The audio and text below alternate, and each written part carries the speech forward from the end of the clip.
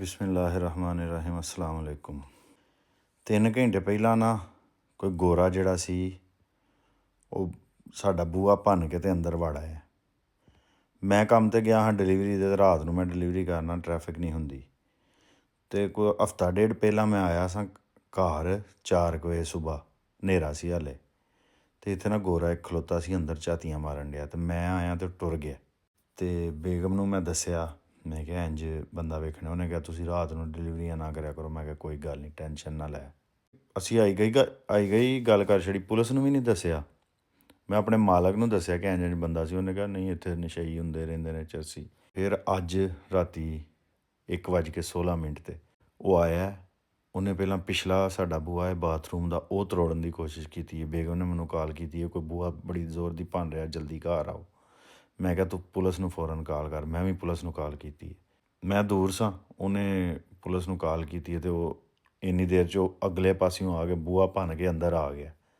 ਬੇਗਮ ਮੇਰੀ ਬੇਟੀ ਨੂੰ ਫੜ ਕੇ ਅਤੇ ਜਲਦੀ ਬਾਥਰੂਮ 'ਚ ਵੜ ਗਈ। ਉਹਨੇ ਕੁੰਡੀ ਮਾਰ ਲਈ ਹੈ, ਨਾਲੇ ਉਹਨੇ ਪੁਲਿਸ ਨੂੰ ਕਾਲ ਕੀਤੀ। ਉਹਨੇ ਜਦੋਂ ਸੁਣਿਆ ਪੁਲਿਸ ਨੂੰ ਕਾਲ ਕਰ ਰਹੀ ਹੈ, ਉੱਚੀ ਉੱਚੀ ਜ਼ਾਹਰ ਰੋ ਰਹੀ ਸੀ, ਡਰ ਗਈ। ਉਹ ਨਾ ਆ ਕੇ ਉਹਨੇ ਬੂਹਾ ਖੋਲ੍ਹਿਆ, ਦਰਾਜ਼ ਖੋਲ੍ਹੇ ਨੇ, ਉਹ ਦੌੜ ਗਿਆ। ਜਦੋਂ ਉਹਨੇ ਵੇਖ ਲਿਆ ਨਾ ਕਿ ਪੁਲਿਸ ਨੂੰ ਕਾਲ ਕਰ ਰਹੀ ਹੈ, ਪੁਲਿਸ ਆ ਗਈ ਹੈ। ਤਕਰੀਬਨ ਕੋਈ 5-7 ਮਿੰਟ ਦੇ ਵਿੱਚ ਪੁਲਿਸ ਆ ਗਈ। ਸਾਡੇ ਘਰ ਤੋਂ 3-4 ਘਰ ਛੱਡ ਕੇ ਥਾਣਾ ਹੈ। ਬੇਗਮ ਕਹਿ ਰਹੀ ਸੀ ਮੈਂ ਨਹੀਂ ਰਹਿਣਾ ਇੱਥੇ, ਪਾਕਿਸਤਾਨ ਚਲੀਏ, ਇਹ ਵੋ। ਸਾਰੇ ਡਰ ਗਈ ਸੀ। ਅਤੇ ਮੈਂ ਕਿਹਾ ਚਲੋ ਮੈਂ ਹੁਣ ਰਾਤ ਨੂੰ ਕੰਮ ਨਹੀਂ ਕਰਾਂਗਾ, ਦਿਨੇ ਕੰਮ ਕਰਾਂਗਾ। ਲੇਕਿਨ ਇਹ ਹਾਲਾਤ ਹੋ ਗਏ ਨੇ। ਪਿਛਲੇ ਦਿਨਾਂ ਇੱਕ ਗੋਰਾ ਜਿਹੜਾ ਸੀ, ਇੱਕ ਕੁੜੀ ਦਾ ਪਿੱਛਾ ਕਰਦਿਆਂ ਉਹਦੇ ਘਰ ਅੰਦਰ ਹੀ ਵੜ ਗਿਆ। ਫਿਰ ਉਹਨੇ ਉਹਦੇ ਨਾਲ ਰੇਪ ਕੀਤਾ। ਉਹ ਸਿੱਖ ਕੁੜੀ ਸੀ। ਉਹਨੇ ਮੁਸਲਮਾਨ ਸਮਝ ਕੇ ਉਹਨੂੰ ਰੇਪ ਕਰਕੇ ਅਤੇ ਮੁਸਲਮਾਨਾਂ ਨੂੰ ਗਾਲਾਂ ਕੱਢਦਾ ਰਿਹਾ ਰੇਪ ਦੇ ਦੌਰਾਨ। ਅਤੇ ਹੁਣ ਅੱਲਾ ਜਾਣਦਾ ਹੈ ਕਿਸ ਨੀਅਤ ਨਾਲ ਆਇਆ ਸੀ। ਹੁਣ ਉਹ ਤਾਂ ਅੱਲਾ ਸ਼ੁਕਰ ਹੈ ਬੱਚਤ ਹੋ ਗਈ ਹੈ, ਪੁਲਿਸ ਟਾਈਮ ਸਿਰ ਆ ਗਈ। ਫਿਰ ਮੈਂ ਵੀ ਫੌਰਨ ਘਰ ਆ ਗਿਆ।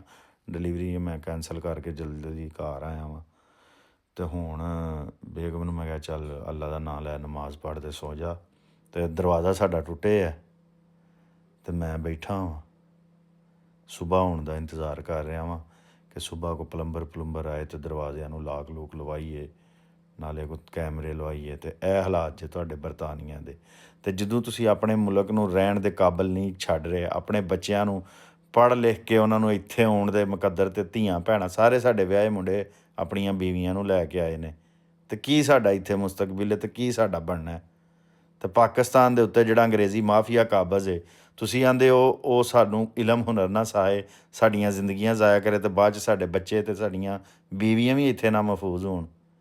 ਜਿੰਨੀ ਦੇਰ ਤੱਕ ਅੰਗਰੇਜ਼ੀ 'ਤੇ ਪਾਬੰਦੀ ਨਹੀਂ ਲੱਗਣੀ, ਸਾਡੇ ਵਾਸਤੇ ਇਹ ਮੁਲਕ ਵੀ ਮਹਿਫੂਜ਼ ਨਹੀਂ ਰਹਿਣੇ। ਆਪਣੇ ਦੇਸ਼ ਨਾਲੋਂ ਕਿਹੜਾ ਦੇਸ਼ ਮਹਿਫੂਜ਼ ਹੁੰਦਾ? ਹੁਣ ਸਮਝ ਨਹੀਂ ਆ ਰਹੀ ਮੈਨੂੰ ਕਿ ਮੈਂ ਕਿਸ ਪਾਸੇ ਜਾਵਾਂ। ਬੈਠਾ ਵਾਂ, ਬਸ ਅੱਲਾ ਦਾ ਨਾਂ ਲੈ ਰਿਹਾ ਵਾਂ। ਕੌਮ ਦੇ ਕੀ ਮੈਂ ਕਹਿ ਸਕਦਾ ਵਾਂ ਇਹਨਾਂ ਹਾਲਾਤ ਦੇ ਵਿੱਚ।